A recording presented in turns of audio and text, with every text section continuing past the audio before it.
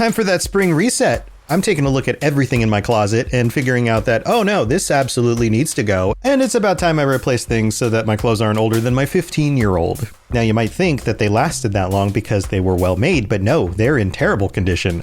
Unlike the new jeans I just got from Quince. Jeans have always been my personal go-to because you can kind of wear them for lots of different things, but maybe they're not your thing. Maybe you're looking for, 100% European linen with insanely soft flow knit activewear fabric. It's definitely getting warmer, and their flow knit activewear is moisture wicking, anti-odor, and soft enough that you'll actually want to wear it every day. So pick out what you want. You can't go wrong because they have prices 50 to 60% less than similar brands. And like I said before, they are high quality. I continue to wear their clothes all the time, and I know that these new jeans are going to last me a lot better than the other things in my wardrobe. And on top of it, they look great. They're so comfortable, and I spent just as much on the jeans that I am now cleaning out of my wardrobe. So if you're looking for something better, just all around better, go check out Quince. So go do it right now. Refresh your wardrobe with Quince. Go to quince.com/ringslore for free shipping and 365-day returns. Now available in Canada too. Go to quince.com/ringslore for free shipping and 365-day returns. Quince.com/ringslore.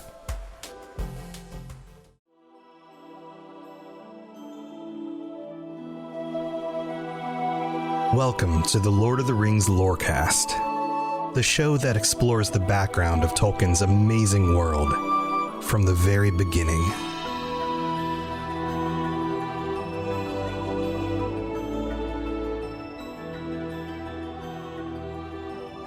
I want you to imagine for just a moment that you are Gandalf. You are one of the wisest individuals in all of Middle-earth. You're not only an Istari, you are a Maya. You have powers well beyond those of regular mortals, most of the people that you spend your time with here in Middle-earth, and have been for millennia now. And you are suspicious about a golden ring that a hobbit discovered, stole from an individual deep underneath a mountain, and now has passed that on to another hobbit, the smallest, most meek and mild people in all of Middle-earth. And it's come to your attention that this ring may not just be a magic ring, but something much more sinister than that. This ring may actually house inside of it the spirit of one of Middle-earth's most dangerous and terrifying individuals ever. And you've now returned to this little hobbit, and you're asking for that ring because you are about to do a test in order to finally confirm that this is definitely the one ring or not. And you're hoping beyond all hope that there's just something funny about this ring, and there really isn't anything else you need to worry about. Because if this is the one ring, then that spells almost certain doom. Not only for this poor hobbit, this poor Frodo, who happened to just inherit this from somebody else, but all the hobbits. And in fact, maybe all the free peoples of Middle-earth. And the burden is on your shoulders. You were sent here, one of 5, with the job of making sure that this does not happen. Making sure that Sauron does not rise to power once more and drop Middle-earth into a dark age. So you take the ring and you toss it in the flames, and sure enough, it confirms it. The fiery writing on the outside and inside of the ring confirm that all of your worst fears have come to pass, and the world is going to suffer. What do? How do you feel in that moment, confronted with the sudden truth that the end of the world is potentially weeks or maybe months away? So that's the point we're at with the story. And this is one of those iconic moments in an iconic series of books. And you all know exactly how iconic this series is. But among the moments in the series, there are a handful of moments that will burn themselves in our memories. And this is one of them. So let's go through it.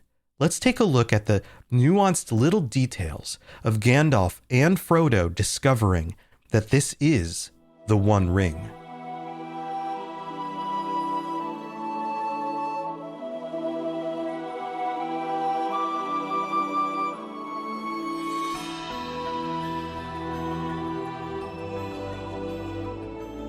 So in the previous paragraph, Gandalf says, "Give me the ring for a moment." And Frodo takes it out of his breeches pocket. Now, breeches is one of those terms that here in the US we don't use very often. In fact, I have a feeling it's the origin of breeches. Like somebody, I don't know, maybe somebody in the southern US would say, "Put on your breeches," right? Breeches is not exactly the same as breeches, but of course, we have to break into a little bit of nuances here in language. Breeches, for those of you who don't know, are trousers, which is another word we don't use here in the US very much. So pants that go slightly beyond maybe the knee and are often customized for different kinds of events like horseback riding or something like that. They may have some extra padding in them or that kind of thing. That in today's world, that's a little bit closer to where you'll find breeches. But of course, I'm not an expert on this. So if you're somebody who uses breeches all the time, comment and let me know more about it. But Tolkien uses that here as Frodo unclasps the chain that hangs from his belt. And we get a good image here of the way that he has secured the ring. It is in a pocket with a chain around it, and that chain is attached to his belt. So it's like double safeguarded here. The ring is not somewhere where he can easily put it on. He would have to take it off the chain. And on top of it, it's linked directly to his belt. So unless somebody were to break the chain, the ring isn't going anywhere, even under its own want to kind of, fall off sometimes. And at this point, Frodo has already said that the ring behaves oddly. Sometimes it appears to change size or weight, and here it does again. It felt suddenly very heavy, as if either it or Frodo himself was in some way reluctant for Gandalf to touch it. And you can see the ambiguity here. It at first seems to be the ring, but then it's also, or maybe Frodo himself, which implies that the ring is already commanding some control over Frodo's actions, or at least tempting his will. And Gandalf holds it up. He picks it up with his own fingers. Now, this is another one of those moments that is worthy of consideration. We'll say that. I'm sure there are people out there that will absolutely debate why this is, but everything we know about the ring seems to paint the picture of if somebody were to touch it, they could be corrupted by it and it would influence them. And Gandalf would also be in danger of that. But here he picks it up with his fingers. And so the question then is, why did Gandalf feel safe in doing so? And why didn't the ring corrupt him and hold temptation over him in that moment to claim the ring for his own? And I think that there are a few reasons why that doesn't happen here. First of all, Gandalf knows exactly what he's doing. He has done more research, he's looked into it some more, and his will in this moment is to see if this is actually the One Ring or not, to test it. It is not to claim it. He has no want of power, and he has no need of power in this situation. He's not desperate to defend himself. The enemies are not approaching him right now. None of that is going on. And on top of it, the ring seems to be going through an awakening. It seems like it was mostly dormant when it was with Gollum, and yet would be used on occasion, but less and less so as Gollum became more suspicious of it, and then was barely used at all by Bilbo. So it has been in this dormant state for a long time. On top of that, Sauron, we're going to find out, thinks that it might have been destroyed. He doesn't even know that it still exists. So he's not exerting his power at a distance to bring it back to him, to summon it back to the source. Or in another perspective, you could think of it as kind of like reuniting the parts of his spirit, the part that went into the ring with the part that was still responsible for him in shadow form, or if he decided to try to re-embody, although he couldn't do that in a appealing state anymore. So with the ring more dormant and less active, with Sauron not summoning it, coming after it, and actively even searching for it at this moment, it appears that it's not being as tempting as it would be otherwise. It's not trying to take on a new master. And Gandalf feels relatively safe in at least handling it very briefly to then toss it in the fire. He discusses with Frodo and points out, basically saying, like, can you see any markings on it? And Frodo responds, no. In fact, it's quite plain. It never shows any scratches or signs of wear. So what's happening here are two things. Gandalf is setting up the experiment by saying, hey, look, there's nothing on here, right? It looks like there's no writing. You can't see it either, right? Just to set a baseline. But Frodo reinforces that with this idea that somehow, and this is another mysterious quality of the ring, it never actually shows any scratches or signs of wear, which is very odd for gold because gold is a soft metal. You would assume that it would show scratches. On top of that, it means that they couldn't misinterpret any scratches as being some sort of ancient text that it looks kind of like. There's no ambiguity here. The ring shows no markings and never has, as far as Frodo knows. So, of course, Gandalf takes it and tosses it into the fire. And Frodo gives a response here. He gives a cry and gropes for the tongs. And Gandalf holds him back. Now, this implies either he's just has a reaction. Oh, you're taking something valuable and throwing it. And he didn't expect it and he just responded. Or, more likely, that the ring has begun to already grab a hold of him. And his natural response is to not want it to be in danger. And so he's ready to grab the tongs and try to pull it out of the fire. And Gandalf responds with a commanding voice, wait. And this is not unintentional. Remember, Tolkien uses specific words for a reason.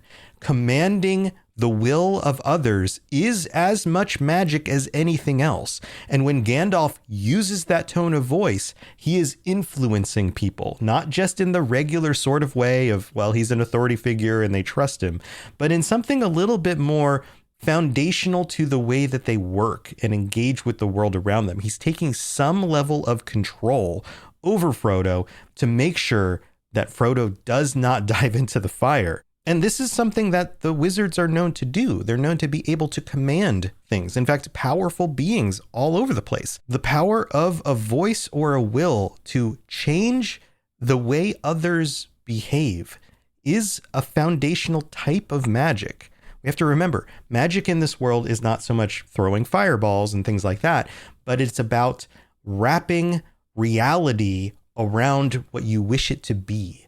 So if you are using, say, elven magic to grow a forest, you are willing the trees to take root and grow faster, to grow in a more healthy state, maybe bigger or taller than they would have naturally. You are imposing your will on reality and seeing a result. And that is no different from commanding somebody with your voice. Now notice the series of events that happen here. No apparent change came over the ring.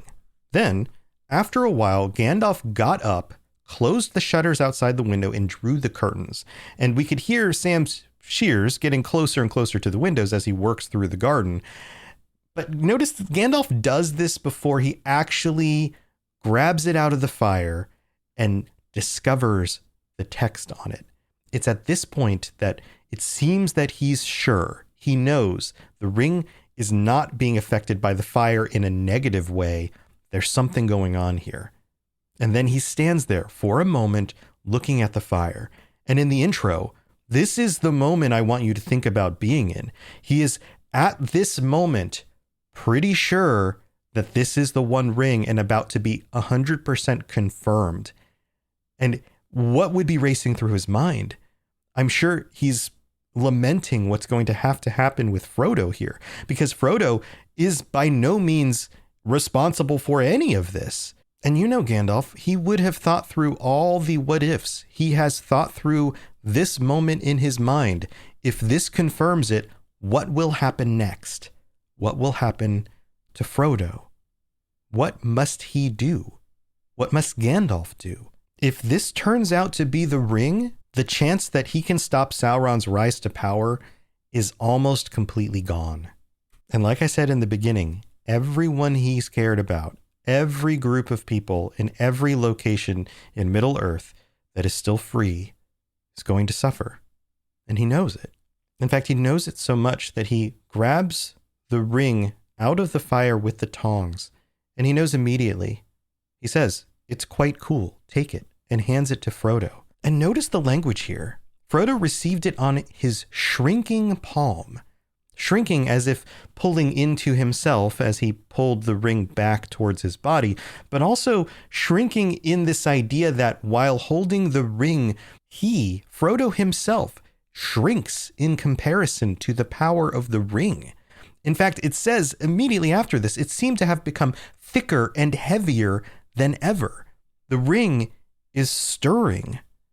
Gandalf tells him to hold it up and look closely. And this is when Frodo notices that there are these fine lines. It says finer than the finest pen strokes along both the inside and the outside. And this line in particular is very interesting. They shone piercingly bright and yet remote, as if out of a great depth. It's interesting, right? Like, why would that be the case? Is it the fire that was in the hearth that is now inside the ring because the ring has heated it up? But what depth would there be inside a ring? A few millimeters? It's as if the ring itself contains a depth that is not natural, that there is something going on with this physical object that recedes almost into the spirit world or something like that. It seems to be implying this. And we know what this script looks like because Tolkien wrote it out and put it right here in the book for us. And it is enchanting the way that the lines move. The Tengwar script here is the language, the writing that Feanor invented himself ages of the world ago. And Frodo can't read it. He says that he can't read it.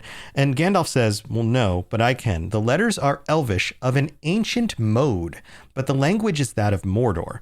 Now, why is this the case? Well, Tengwar is an alphabet of symbols that represent sounds rather than specific words. So in some languages, you have a symbol representing a word. Think like hieroglyphics.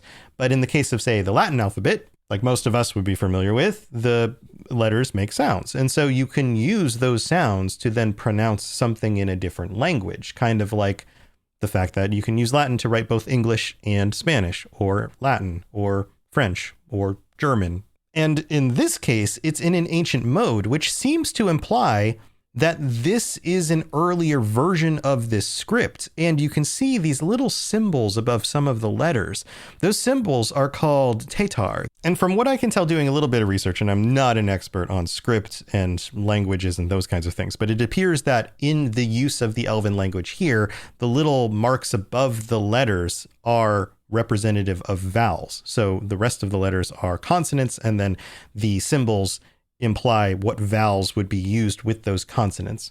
And so we find out what is written on the ring, and it is one of the most sinister things it could possibly be. It is the final two lines of a poem about the rings of power, the lines that confirm which ring this is, because they say, one ring to rule them all, one ring to find them, one ring to bring them all, and in the darkness bind them. Now, they're not exactly the final lines, because there's one more line after that, in the land of Mordor where the shadows lie. And there are multiple lines before this, talking about the 3 rings for the Elven kings, 7 for the dwarves, 9 for mortal men, and all of that. And this is where Gandalf explains exactly what all this means, both to Frodo, who is our stand-in for our audience, because he doesn't know this information yet, and to us. And so much is revealed here. He lost this ring, the Dark Lord, a long time ago. And as Gandalf says, to the great weakening of his power, but he desires it. He must not get it. Frodo's response here is interesting. He sits silent and motionless. Then it says this: fear seemed to stretch out a vast hand like a dark cloud rising in the east and looming up to engulf him. Now we know the rest of the story. We know what that looks like. It looks like the clouds that Sauron sends forth in order to cover over his orc minions so that they can march out into the field. And already Frodo feels as if this is what is happening to him. And Frodo, who's been pretty cool and with it this whole time that we've been understanding who he is, getting kind of an intro to his character, loses it a little bit here. He says, this ring, how on earth did it come to me? Now, that's more of an exclamation of like, woe is me. Why do I have this? Why me? But it's also a question about the history of how this actually played out beyond the things that Frodo already understood. And Gandalf takes it as that and decides to fill in the details. He tells us that this is a very long story.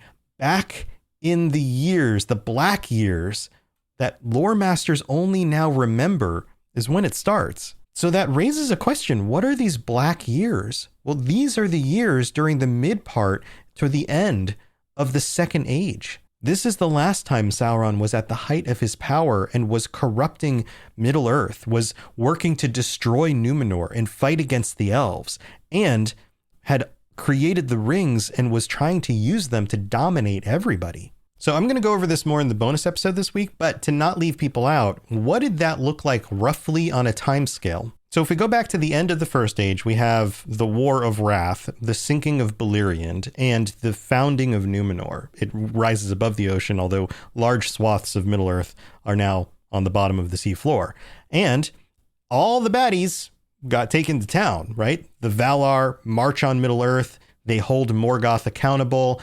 They bind him and eject him beyond the edges of the world. And Sauron is the next in power and is offered redemption, but avoids it. And he disappears for about 500 years, and then he comes back. And he realizes that he has an opportunity here to do the bad things that he was doing before and subjugate all of the men and maybe the elves. Then he starts realizing that the Númenóreans are becoming too powerful in about the year 1000. By 1200, he puts on his fair visage, the Anatar look, I guess we could call it. He looks like a fancy elf guy who brings gifts. In fact, that's what Anatar means, Lord of Gifts.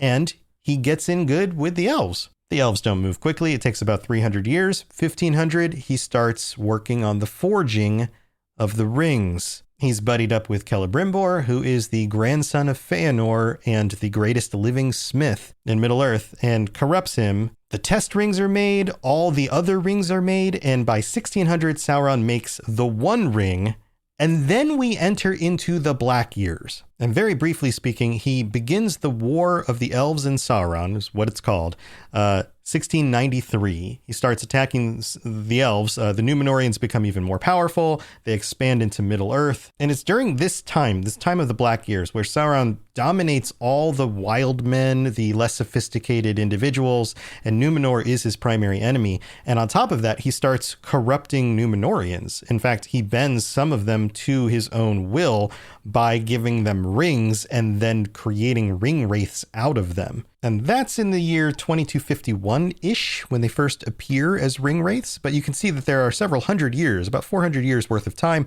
where Sauron is amassing forces and fighting against the elves and the Númenóreans at the same time, while still corrupting as many people as possible. He gives himself the title of King of Kings, King of Men, Lord of the Earth, and even Lord of the World. This domination and conflict continues for the next 1,000 years until the rise of Ar-Pharazôn in 3262 and the final corrupting of the Númenóreans, where he convinced them to travel back to Aman to actually attack the Valar because they were upset that they don't have eternal life. And we all know how that turned out. Not so good. And during the next 200 years, you have the downfall of the Númenóreans, and then the last alliance and the fight against Sauron and Isildur cutting the ring off his finger. So there you go. Second Age, super brief. We'll get into more in the bonus episode, but just want to make sure everyone understands the timeline there. It is different than the Rings of Power. So you probably noticed if you've been watching that show, but there you go. Now, it was also during the Black Years that Sauron builds his tower in Mordor and creates this as his defensive area. The mountains that line the region work great as just borders to keep people out. And on top of it, there's a big mountain of fire and a giant dark tower and thousands and thousands of orcs. So Gandalf lays this all out for Frodo and explains all the details. The fact that he's rebuilding his power, that he is now back in Mordor, and that there's one thing that he's missing. This one ring.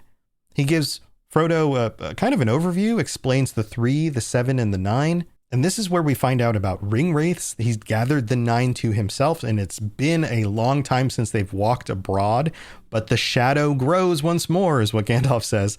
And then he also speculates a little bit about the 7 and how they were either lost or destroyed. I love how we get some ambiguity there. We don't really know. And that the 3 are hidden. Of course, we come to find out where they are Elrond, Galadriel, and Gandalf now wield them. So not exactly a surprise, but the safest hands they could be in. Now, what I find most interesting about all of this is this idea that Gandalf believes that he, Sauron, had thought or at least considered that the ring had been destroyed.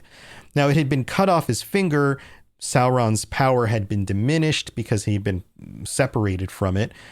And the ring, of course, ends up on the bottom of a river, but it's not destroyed, which seems to imply that had it been destroyed in some way, who knows how, Sauron maybe wouldn't have been able to tell at a distance. He couldn't feel it. There's this ambiguity, I keep using that word ambiguity, about specific things like how in tune he is with the ring. He clearly cannot actually sense if it's out there or not until it gets closer to him. And if they were to somehow be able to destroy it right here, he may not have even been able to feel that. In fact, that seems to imply that Sauron is rebuilding his power and his force in spite of the fact that the ring may never be recovered or was destroyed, and still thinks that he can amass enough power to take over Middle-earth, which is kind of terrifying when you think about it. In his mind, he doesn't need the ring to win, but he definitely would win if he were to get a hold of it. Now, during this, Frodo responds with this interesting response here. He says, Why wasn't it destroyed? Cried Frodo. And how did the enemy ever come to lose it if he was so strong and it was so precious to him? He clutched the ring in his hand as if he saw already dark fingers stretching out to seize it. A lot of these things play in Frodo's mind, which I would justify as being the ring playing with him specifically. And Gandalf gives him kind of a vague response, doesn't fill in all the details here, but says that the men and the elves back then were more powerful than they are now, which doesn't bode well for everyone. But he does reveal that Isildur cuts the ring off of Sauron's hand. He took it for himself and then lost it in the river when he was killed. And for today's episode, that ends with Gandalf saying, And there in the dark pools amid the gladdened fields, the ring passed out of knowledge and legend. And even so much of its history is known now only to a few, and the council of the wise could discover no more. But at last, I can carry on the story, I think.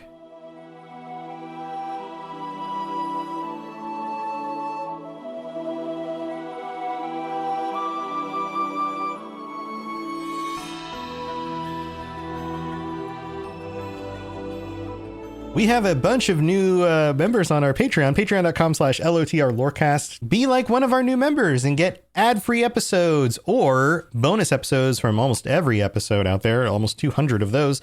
And, just be part of the group or sign up for free and make sure you get notifications for when, say, I'm going to take some time off and that kind of thing. But welcome to our newest patrons, Ivan T, Sita O, Simon, Hunter, Tarumbar, Curtis S, and Alden N. So glad that you decided to join us. Also, I have to shout out all of our VIP patrons. Let's see if I can get through the list without messing up. Here we go. Fulcrum, David S, Daniel Nightweaver, Capenna, Richard J, TJT, AK Music Lover, Barney D, Azzle Razzle, Blade of Andoril, Lori B, Norwegian Mayar, Mason Weathertop, Jezer, Gimli a Break, Divine Madman, Rosie Rose, Morgoth for President, Ginger Fury, Huon is my hero, Aldarion was right, Averial, Party Snack, Single Ent, Malt, we're just going to call you Malt as usual, Norwegianius, Bruce W, Chris H, Artemis, Kira C, Das S, Hunter, Tarumbar, and Silverstar. Thanks everybody for your support. Also, Hunter Tarumbar left us a review on Apple Podcasts. If you leave a 5-star review on Apple, then I'll read it out on a future episode. Just like this one from Hunter, who says, My brother, my captain, my king. Hi, Tom. Lately, my life has felt like I've been succumbing to the power of the rings and descending into wraithdom. Oh, no, I'm so sorry. Your podcast has been like the beacons of Gondor that has brought hope and happiness into my life. I'm still catching up as I found this podcast recently, but I've made it all the way to the third age in a month. The way you explain the lore and history of Middle-earth amazes me and always brings joy to my day.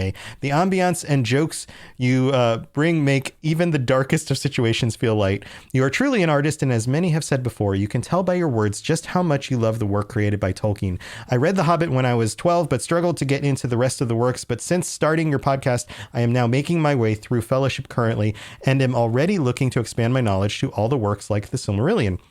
The Tragedy of Turin is currently my favorite story, and I can't wait to read it for myself and share these stories with my son. Sorry this has been long, but you have truly thrown my one ring into the fires of Mount Doom. I recently joined the Patreon and Discord and will be listening to your other podcasts in the future, as you have instantly become my favorite podcast. You truly are like Tom Bombadil, the master. Oh, thank you so much. So many kind things you've said there, Hunter, and I really do appreciate it. I hope you're all enjoying the series as we go through the Fellowship and get into these very poignant, important moments in the story. And we're going to keep getting into more of those as we go through. We've got more of this section to talk about next week. And I hope that you're coming back, you're staying on board, and you'll be there in the future. Thanks again for all the support. I hope you have a wonderful rest of your week. And until next time, be a Gandalf, confront the bad news head on. That way you can actually do something about it. Can you imagine if he was just like, nah, we're not going to check? That would be terrible. That'd be a really bad story. All right. See you next time. Thanks for listening to the Lord of the Rings Lorecast. If you'd like to learn more about other fantasy worlds, check out my other podcasts, The Elder Scrolls Lorecast, The Witcher Lorecast, and more at robotsradio.net. If you'd like to reach out, I'd love to hear from you. Send me a note on Twitter at robots_radio, or join our amazing community on the Robots Radio Discord. There are links in the show notes, or just search Robots Radio Discord, or find the link on robotsradio.net. I'll see you next time.